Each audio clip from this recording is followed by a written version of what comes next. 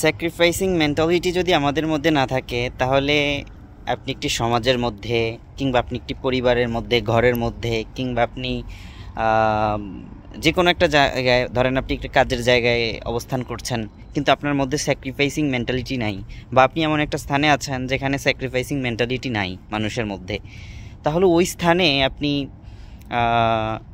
সমভাবে সবসময় চলমান করতে পারবেন না। কোনো না কোনো সময় বিশৃঙ্খলা হবেই। কাজেই একটি সমাজে সুন্দরভাবে, শান্তিভাবে নিজের জীবন যাপন করতে হলে উভয়ের মধ্যে প্রয়োজন স্যাক্রিফাইসিং মেন্টালিটি। তবে হ্যাঁ, যদি এমন হয় যে এক পক্ষের মধ্যে স্যাক্রিফাইসিং মেন্টালিটি এবং অপর পক্ষের মধ্যে নয়, তাহলে এটা দীর্ঘায়ু হবে কিন্তু একদম পার্মানেন্টলি না। অর্থাৎ একটা সময় গিয়ে ওই স্যাক্রিফাইসিং মেন্টালিটি ব্যক্তি সরে যাবে।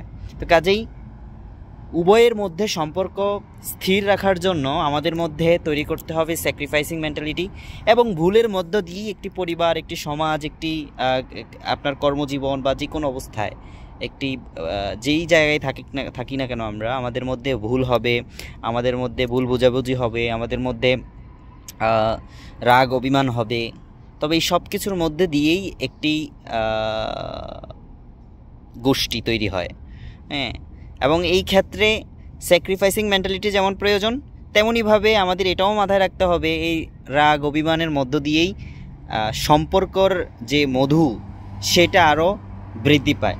কাজেই সেটাকে বিষাক্ত হিসাবে গ্রহণ না করে আমাদের এভাবে যদি গ্রহণ করি আমরা যে সেটার মধ্য দিয়ে রাগ অভিমান যেটা হচ্ছে সেটাকে কিভাবে সলভ করা যায় এবং কিভাবে ত্যাগ, অর্থাৎ একে অপরের স্যাক্রিফাইসিং মেন্টালিটির মধ্য দিয়ে কীভাবে আরও সমৃদ্ধ করা যায় সম্পর্ক, এই ধরনের মস্তিষ্ক এবং মানসিকতা যদি আমাদের মধ্যে তৈরি হয় তবেই একটি সমাজ সুন্দর হবে ইনশাআল্লাহ।